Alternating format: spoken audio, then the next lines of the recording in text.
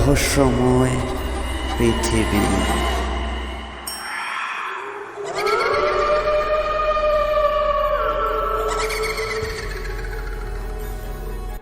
নমস্কার বন্ধুরা, আমি শুভাশিস। আজকে আরও একটি রোমাঞ্চকর সত্য ঘটনা নিয়ে আপনাদের কাছে উপস্থিত হয়েছি। এটি আমার সাথে ঘটে যাওয়া 1 বছর আগের ঘটনা। বাংলা ক্যালেন্ডারে শুরুতেই যে পুজো বাঙালিদের মধ্যে আনন্দের জোয়ার নিয়ে আসে সেটি হলো জ্যৈষ্ঠ মাসের শ্মশান কালী পূজা। আমি ও আমার 3 বন্ধু ছোটন, অভি ও অমিত, আমরা ছোটবেলা থেকেই অনেক দুঃসাহসিক ঘটনার সাথে বড় হয়েছি। হরিপাল থানার অন্তর্গত একটি ছোট্ট গ্রাম দীপা আমাদের গ্রাম। গত 5/2/1430 অর্থাৎ জ্যৈষ্ঠ মাসের প্রথম শনিবার অমাবস্যার পূর্ণ তিথিতে আমাদের গ্রামের রক্ষাকালী পুজো সম্পন্ন হয়। ওই দিন আরও 2টি বিখ্যাত কালী পূজা হচ্ছিল, ডিবুসুট এবং তেঘড়ি গ্রামে। এই দিনটিতে গ্রামের বেশিরভাগ মানুষ শেওড়াফুলি থেকে গঙ্গা জল এনে মায়ের বেদিতে ঢালে, এতে তাদের মনস্কামনা পূর্ণ হয়। আমি ও আমার বন্ধুরা মিলে শেওড়াফুলি থেকে গঙ্গার জল এনে মায়ের বেদিতে জল ঢেলে বাড়িতে গিয়ে বিশ্রাম নিলাম। সন্ধ্যায় হাজরা মোড়ে চায়ের দোকানে এসে এক ভাঁড় চা নিয়ে সবেমাত্র 1 চুমুক দিয়েছি, হঠাৎ করে পিছন ঘুরে দেখি ছোটন। কিরে, যাবি না? ছোটন বলল। আমি বললাম, কোথায়? সাথে সাথে মনে পড়ল আগের রবিবারে আমরা পরিকল্পনা করেছিলাম আজকের দিনের, অর্থাৎ সকালে জল ঢেলে একটু বিশ্রাম নিয়ে সন্ধ্যায় ডিবুসুট ও তেঘড়িতে পুজো দেখতে যাব। যাই হোক, দেবুদা, ছোটনকে একটা চা দাও। দোকানের ভেতরে খুবই গরম থাকার কারণে আমরা চা নিয়ে বাইরে এসে দাঁড়ালাম। সারাদিনের গরম আর ক্লান্তি যেন বাইরের ঠান্ডা হাওয়ায় এক নিমেষে দূর হয়ে গেল। আমরা ঠিক করলাম রাত্রি 10:30 নাগাদ বের হব। প্রথমে ত্রেঘড়ি এবং পরে ডিবুসুট, তারপরে বাড়ি ফিরব। আমরা বাকি 2 বন্ধু অভি ও অমিতকে জানিয়ে দিই, তারাও রাজি হয়ে যায়। আমরা যে যার বাড়িতে জানিয়ে বেরিয়ে পড়লাম। এসে 4 জনে উপস্থিত হলাম দ্বীপের মোড়ে। আমি ও ছোটন একটি গাড়িতে আর অভি ও অমিত আরেকটি গাড়িতে চড়ে বেরিয়ে পড়লাম তেঘড়ির উদ্দেশ্যে। ছোটন বলল, তারকেশ্বরে একটু দাঁড়াবি, সারা রাতের পরিকল্পনা, নেশার দ্রব্য নিতে হবে। যাই হোক, তারকেশ্বরে কাজ মিটিয়ে আমরা তেঘড়ি পৌঁছালাম। মোবাইলের ঘড়িতে তখন 11:15। সেখানে কিছুক্ষণ থাকার পরে রাত 12টা নাগাদ ডিবুসুটের দিকে রওনা দিলাম। পুরসুরা থেকে ডিবুসুট রাস্তাটা খুবই খারাপ, তাই ডিবুসুটে পৌঁছে বাইক থেকে নেমে দেখি আমাদের কোমরের হাল বেহাল। ঘড়িতে তখন 1টা। অবশেষে ডিবুসুটে পৌঁছালাম। একটি গ্যারেজে বাইক 2টি রেখে আমরা মন্দিরের দিকে রওনা দিলাম। চারিদিকে আলো আর মাইকের আওয়াজ, ভক্তদের ভিড় কাটিয়ে আমরা মায়ের পুজোর স্থানে এলাম।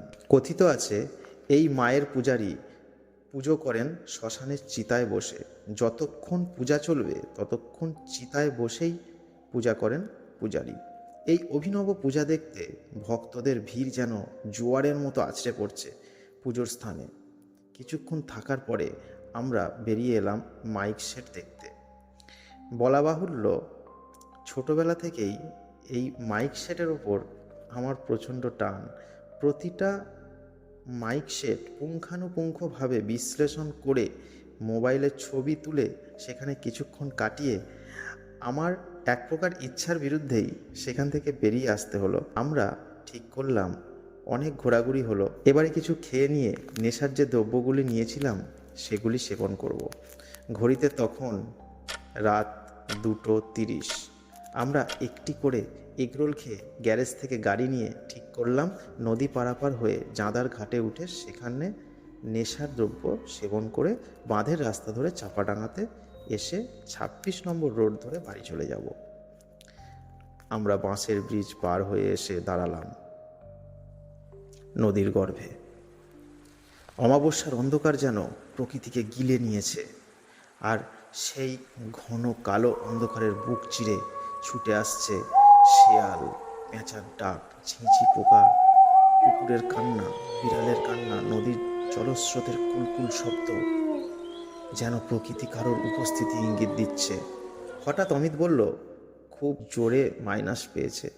আমরা সবাই হালকা হয়ে নিয়ে নেশাদ্রব্য খুলতে যাব কি ঠিক সেই সময় আমার শরীরে উপর একটা গরম হাওয়া বয়ে গেল, যেন মনে হলো কারোর নিঃশ্বাস।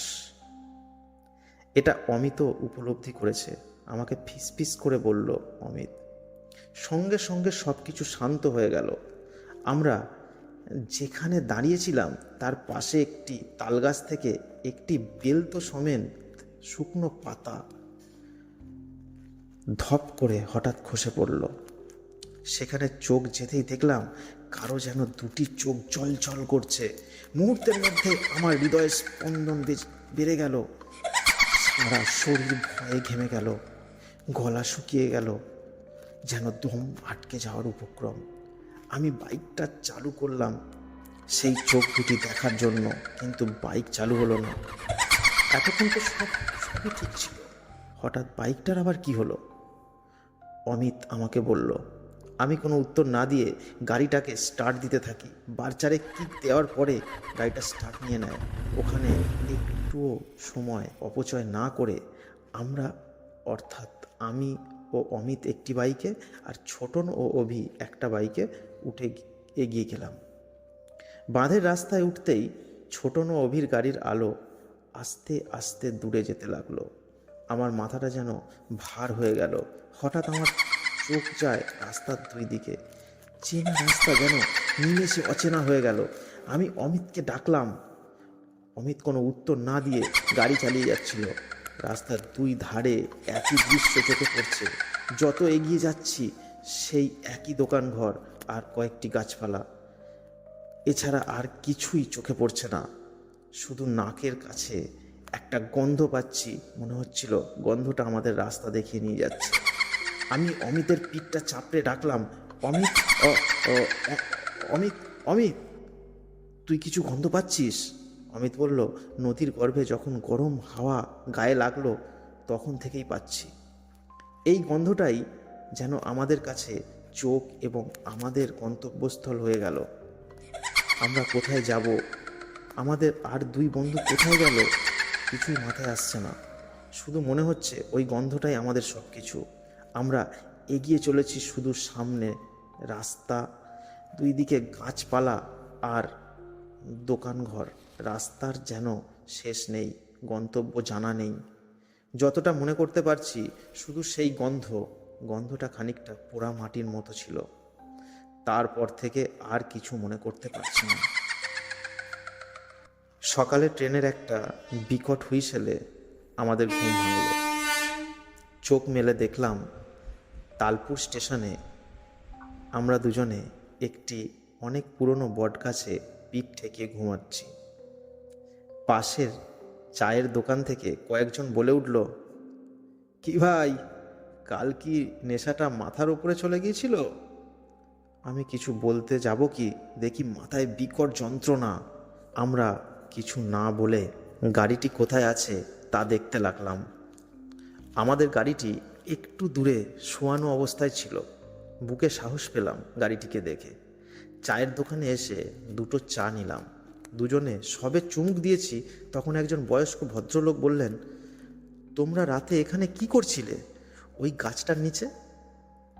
আমি বললাম, জানি না। ভদ্রলোক আঙুল দেখিয়ে বললেন, 3 দিন আগে গাছটার ওই ডালে একজন গলায় ফাঁস লাগিয়ে আত্মহত্যা করেছে। আমরা চায়ের টাকাটা মিটিয়ে সেখান থেকে তাড়াতাড়ি বেরিয়ে পড়লাম। মাথার মধ্যে রাত্রের শেষ ঘটনাটি আর বৃদ্ধের এই কথাটি যেন আষ্টে পৃষ্ঠে জড়িয়ে গেল। আমরা বাড়ি ফিরলাম সকাল 7টার সময়। আজও ওই রাস্তায় সন্ধ্যার দিকে গেলে সেই দিনটার কথা মনে পড়ে যায়, সেই পোড়ামাটির গন্ধ।